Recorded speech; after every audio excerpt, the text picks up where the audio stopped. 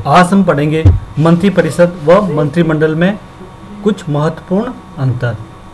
जैसा कि हम जानते हैं, संसदीय कार्यपालिका के अंतर्गत राष्ट्रपति राज्य का केवल औपचारिक प्रधान होता है, वह एक नाम मात्र का प्रधान होता है। इसकी वास्तविक शक्तियों का प्रयोग केंद्रीय मंत्रिपरिषद द्वारा किया जाता है।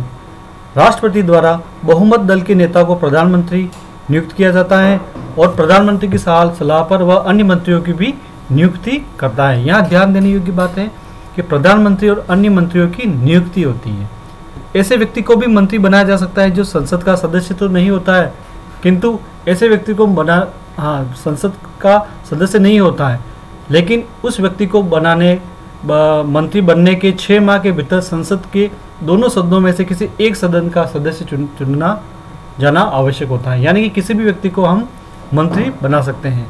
मंत्री बनाने के बाद 6 माह के अंदर उसे संसद के दोनों सदन में से किसी भी एक सदन का सदस्य बनाया जाना आवश्यक होता है। अगर हम मंत्रियों की बात करें तो मंत्री 3 तरह के होते हैं: कैबिनेट मंत्री, राज्य मंत्री और उप मंत्री। कैबिनेट मंत्री यह सत्ताधारी पार्टी या गठबंधन की पार्टियों के वरिष्ठ नेता होते हैं। यह केंद्र सरकार में महत्वपूर्ण विभागों के प्रभारी होते हैं, शासन संबंधी महत्वपूर्ण निर्णय लेते हैं, जिस कारण कैबिनेट मंत्री केंद्रीय मंत्रिपरिषद का शीर्ष समूह होता है।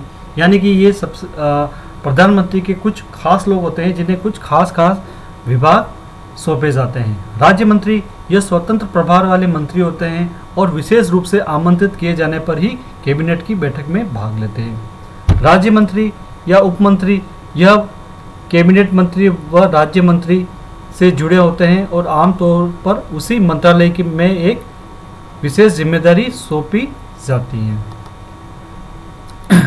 अनुच्छेद 74 के अनुसार राष्ट्रपति को सहायता और सलाह देने के लिए एक मंत्रिपरिषद होगी जिसका प्रधानमंत्री होगा।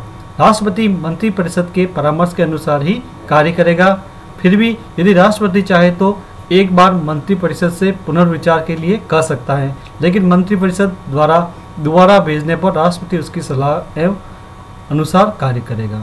मंत्रियों द्वारा राष्ट्रपति को दी गई सलाह की जांच किसी न्यायालय द्वारा नहीं की जा सकती है। यहाँ कुछ अनुच्छेद 75 से संबंधित कुछ प्रावधान बताए गए हैं, जैसा कि प्रधानमंत्री की नियुक्ति राष्ट्रपति करेगा तथा अन्य मंत्रियों की नियुक्ति भी राष्ट्रपति प्रधानमंत्री की सलाह पर करेगा। प्रधानमंत्री सहित मंत्रिपरिषद की कुल सदस्य संख्या लोकसभा की कुल संख्या के 15% से अधिक नहीं है और यह प्रावधान 91 संविधान संशोधन विधेयक 2003 द्वारा किया गया था।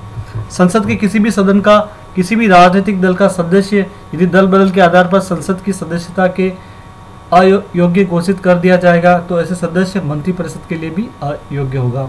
मंत्री राष्ट्रपति के प्रसाद पर्यंत पद धारण करेंगे। मंत्रिपरिषद लोकसभा के प्रति सामूहिक रूप से उत्तरदायी होगी।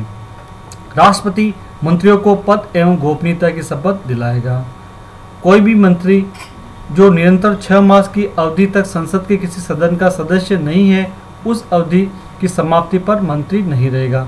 मंत्रियों का वेतन एवं संसद द्वारा निर्धारित मंत्रियों का वेतन और भत्ते संसद द्वारा निर्धारित किए जाते हैं। यहाँ मंत्रिपरिषद का कार्यकाल एवं योग्यता बताई गई है तथा साथ ही मंत्रिपरिषद की कौन कौन सी महत्वपूर्ण भूमिका होती है वह तथा किचन कैबिनेट के बारे में बताया गया है। तो किचन कैबिनेट से यहाँ तात्पर्य है यह कैबिनेट 15 या 20 महत्वपूर्ण मंत्रियों से मिलाकर बनता है, जिसका प्रमुख प्रधानमंत्री होता है। यह औपचारिक रूप से निर्णय लेने वाली उच्चतम संस्था होती है। आंतरिक कैबिनेट या किचन कैबिनेट कहलाने वाला ये छोटा निकाय सत्ता का मुख्य केंद्र बन गया है। इस अनौपचारिक निकाय में प्रधानमंत्री अपने 2 से 4 महत्वपूर्ण एवं विश्वासी सहयोगी को रखता है जिनसे वह हर समस्या की चर्चा करता है। यह प्रधानमंत्री को महत्वपूर्ण राजनीतिक तथा प्रशासनिक मुद्दों पर सलाह देती है, महत्वपूर्ण निर्णय लेने में सहायता करती है। इसमें न केवल कैबिनेट मंत्री शामिल होते हैं अपितु इसके बाहर के भी जैसे प्रधानमंत्री के मित्र व पारिवारिक सदस्य भी शामिल होते हैं। धन्यवाद। यहाँ मंत्रिपरिषद और मंत्रिमंडल में कुछ महत्वपूर्ण अंतर बताया गया है। जैसा कि हम सब जानते हैं कि मंत्रिपरिषद में सभी प्रकार के मंत्री, केंद्रीय मंत्री, राज्य मंत्री, उप मंत्री शामिल होते हैं, जबकि मंत्रिमंडल में केवल महत्वपूर्ण कैबिनेट मंत्री ही शामिल किए जाते हैं।